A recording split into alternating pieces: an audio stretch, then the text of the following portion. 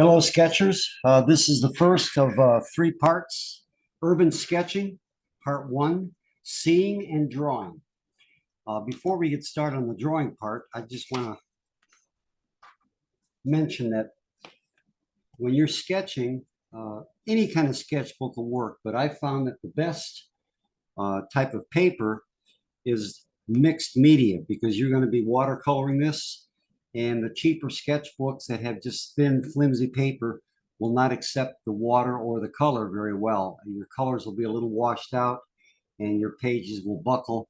This is the best that I've found, not necessarily this brand. This is Master's Touch right here, but if it says mixed media or multimedia and accepts wet and dry media, that's the best kind of paper. It's a little heavier stock, and you'll have better luck with it when you watercolor. A little more durable paper. Okay, so let's get started. Here's a sketch that, if you look at the size of it, it's not very big. I would call that one step up from a thumbnail. And if you look at it very closely, it has very little detail. What I've tried to capture is the illusion of detail rather than getting focused on everything that's in the picture. So let's move on to the little project here. What I'm going to sketch is this. Let me get the size of this setup so I can show the maximum amount of drawing surface and to see the photograph that I'm working with. Okay, so what I'm working with is this photograph. You know, you're going to be outside possibly, but it really does help sometimes to just draw from flat photographs. Having it in front of you where you can kind of play around with it sometimes can be helpful. So this is what I'm going to sketch, and pay attention to my approach. It's as much about drawing as it is the way you think about your subject matter.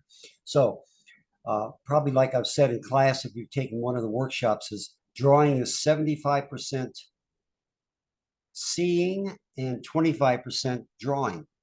So before you start, sit, relax with your cup of coffee or a glass of wine and just study your subject a little bit, looking at relative heights, how this sticks up above the roof line, how this roof line here with the two peaks is above this. Look at the cornice work right here, how it kind of steps down slightly and it steps down again here. You can just look at relative relationships. This is actually one building, but it looks like it's actually made up of two identical buildings. Look at the 1, 2, 3 windows. You can see how this is symmetrical right here. You've got a center line going down. So this is kind of my approach. I'll study the building just to get a feel for it. The more time you spend looking at it, the better your sketch is going to be. Now, that doesn't mean that you're trying to look and capture every little bit of detail. Sometimes it helps to squint your eyes. If you wear glasses, take your glasses off and study the subject without your glasses. Many of the Impressionists, their paintings looked kind of had a blurry, airy effect to it because many of them had poor eyesight, and that's the way they saw things. Anyway, so I've spent maybe 10, 15 minutes looking at this and kind of get the feel of the building. Look at little things like you've got these what are called corbels sticking down that are supporting part of the roof here. There's little archways over these roofs or over these windows. Just kind of study it and look at the whole thing. And then I'm looking also at how wide this is, this portion of the view in proportion to this. Now, when you get to a sketch like this, you may see that, you know, there's really no need to draw both of these buildings here. Maybe I'll just stop it right here since it's just a repeat of this. In fact, I think that's what I'm going to do. I'll just kind of let this fade off and I'll show you how to do that. And I don't need to go all the way to the end of this photograph. I might stop right about in the middle of that tree. To me, that makes a little more interesting composition. really my focal point, if as I look at it, is this building right here. You know, you could, if you choose, if you so choose to actually end the sketch here and say right about here. Maybe you want to focus on that center building, but I'm going to do the whole thing just so I can demonstrate. Okay, the first step I take is I establish my ground line. That's where the building meets the sidewalk or the street. And so I'm going to get that right about in here.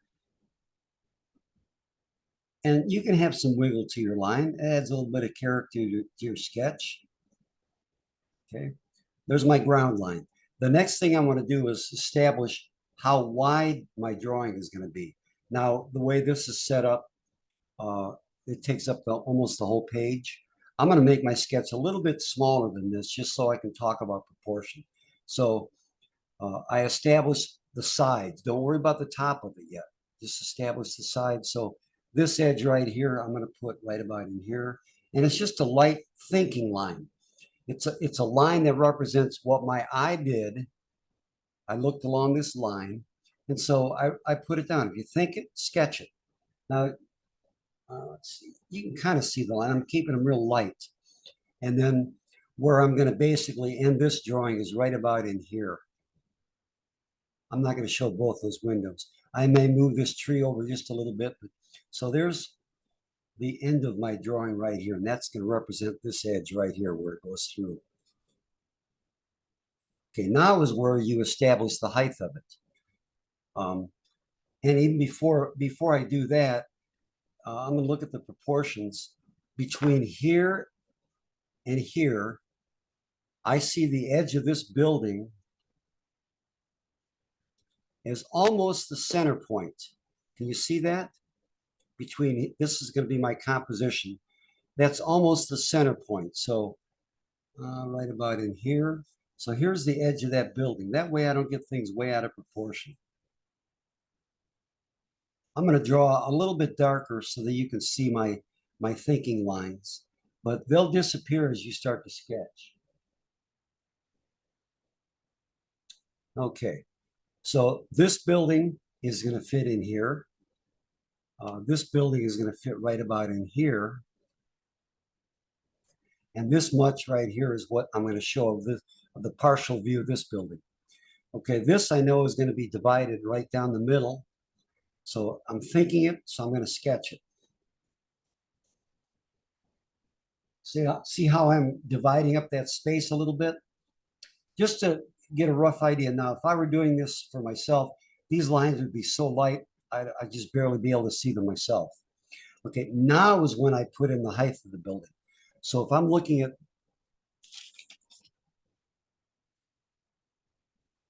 there's the width of my sketch. The height is about like that. See the proportions? Let me put it up here so you see a little better. So there's the height of the tall building. I mean, there's the height of the tall building in relation to the width of it. So it looks like it's, you know, maybe about 2/3. You don't have to make this perfect. I'm doing this with a piece of paper so that you can see my thinking. If I was out on the town, I wouldn't take a piece of paper. I would just eyeball it. Okay, this is my width, and I think the height is about in here. Okay, this building, maybe about in here, and this. Let's just visualize a line that goes all the way across those peaks, and it's above this, but below this, so maybe right about in here. Okay, so now I've got it basically boxed in. The overall proportions. Again, a lot of times I don't bother drawing the lines. I just start sketching, but you've got to develop your own approach to this. Okay, what I'm going to do first is just kind of get this roof line. I'm looking at a little bit of the detail. See how the roof goes flat and then up, and then there's a flat and then up. So let's see, right about here's about where the roof is. Got a little bit of a flat.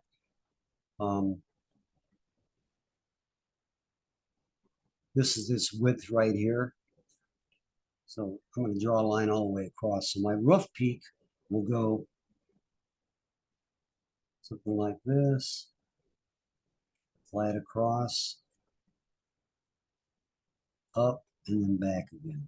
If your proportions aren't exact, perfect, don't worry about it. Just sketch it in there and be done with it. I call that getting in and getting out. Don't overwork the line. You'll have too much black on it. Just draw the line and be satisfied. But I do have some basic proportions to go by. Okay, and I'm looking at major architectural features. This area here that's not brick is going to fit right in here. Look for shapes, rectangles. I've got the same kind of thing running through here with these little details. And notice how I do these details. I've got these little supports hanging down. I'm just looking at the shapes. And I'm drawing these darker so that you can see what I'm doing. Don't go over and over the line because it'll become so dark that you won't be able to put in any color. Got a little bit of a double line. You don't have to draw all the lines. They don't all have to be connected. Just kind of get the gist of it. And then I've got another thing coming in here. And the window fits right about here. And there's 3 windows. I'll come back if I want to put some detail in there a little bit later.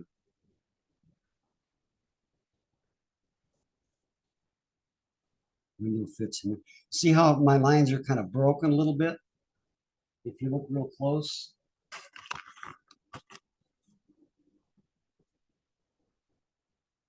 Okay. Don't get in there where you're trying to draw every little thing in there. Like I said, your drawing will end up being black. It'll have too much black on it.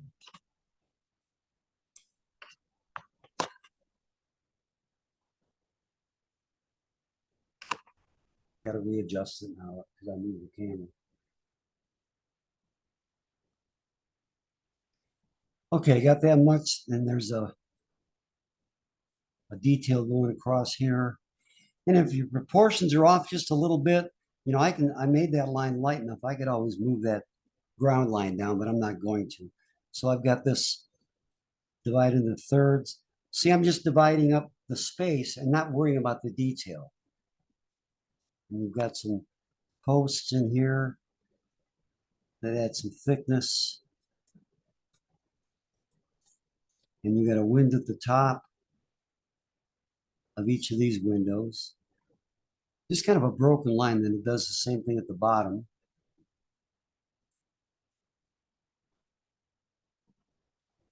And this is kind of divided in half. I'll just maybe a little line in there. Don't get too much detail.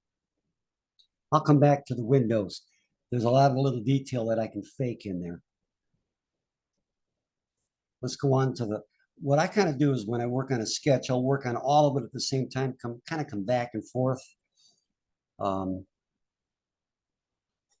This is divided into thirds as far as those windows. And this canopy area right here is about the same width as the building next to it. A couple of columns right here. There's an awning coming down. You can see that shape. And then the window, base of the windows right here. And now for these windows, if they all line up, watch how I do these windows. So here's the top of the windows. Here's the bottom of that first row, the top of the second row. I draw a line all the way across. And now watch this, then I kind of connect these, and I'm going to have some nicely lined up windows. Just a couple lines for that arch. Don't get too concerned about all the detail. Just a couple little arches in there. That's enough for this right now. I can come back to that. A little bit of detail up here. Some of the detail I do want to show is if you look at this roof, it flares out just slightly. I don't know if you can see it in that drawing. I'm going to come back to this. Little details up in here. At the bottom of each window, there's a windowsill. And then this structure next to it. I've got a door. And I can see the window with a little bit of an arch. And I'll let this extend past that line. That's going to be a vignette.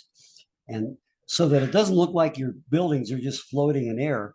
You can barely see it, but there is another building sticking out here. So I probably show some of that, some kind of a brick or a little bit of suggestion of another building. And I've got a curb. The sidewalk's very narrow. With these elevations of these street elevations, you want to put in just a thin sliver of sidewalk. If you look at this, you see a thin sliver of sidewalk. You may see the height of the curb and a little bit of asphalt. This drawing is basically ready to watercolor. All the details I'd put in later with letting the watercolor do most of the work for me. I'm just looking at the other details. Yeah, I'm going to save that. Any of those details to later. The curtains, they're kind of gathered like this.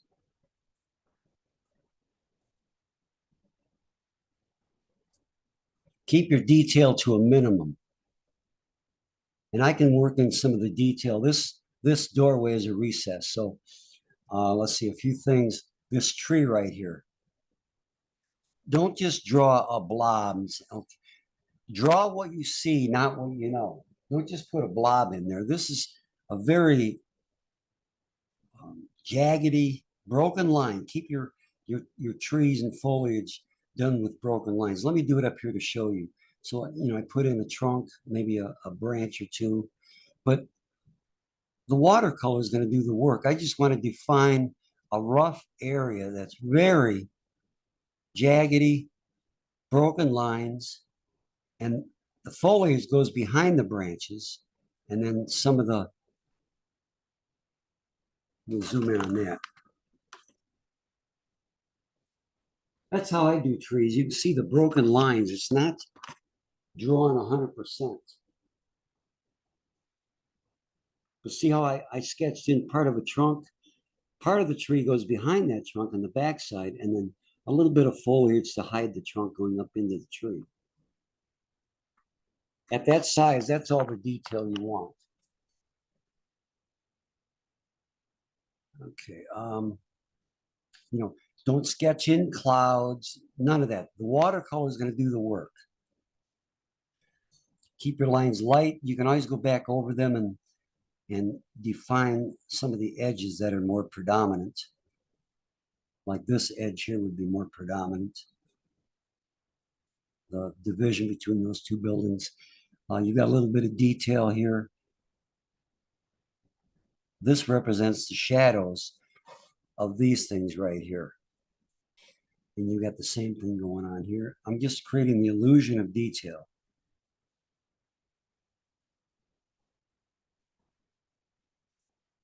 And there's a window right here. And actually, I missed this right here. See, I didn't look hard enough. I guess I'm just going to leave it out.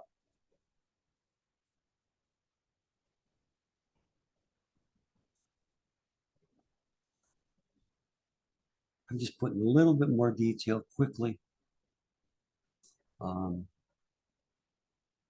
You see this door back here, part of that thing above it, the window above it. This door is kind of off to the side because of the perspective. Okay, I think that's pretty much it. 3 windows, you got a bar across there, get the windowsill. Yeah, with windows, if there's curtains or blinds, don't draw any of that stuff. Let's let the, things like this pole or the flag. See, it almost lines up with the edge of this building. I'd move it over so it's got its own little spot right here. So let the watercolor do the work. I'll put some red and white and blue in there. So, okay, that's done. That's ready to watercolor. Zoom a little bit on that.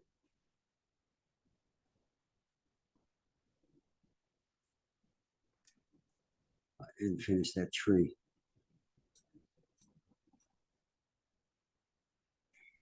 And probably what I'll do is on a few spots here, I might put in a planter, even though there's not one there, because I want to have a pop of color. So this would be a plant right here. Now look at the little detail I put on there.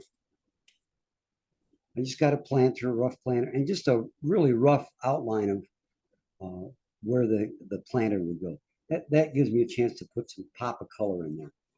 Okay, that concludes this video. Again, quick review, spend some time looking at your subject, glance over it, looking at the various proportions, start with your ground line, work in the edges. That will determine how big your drawing is.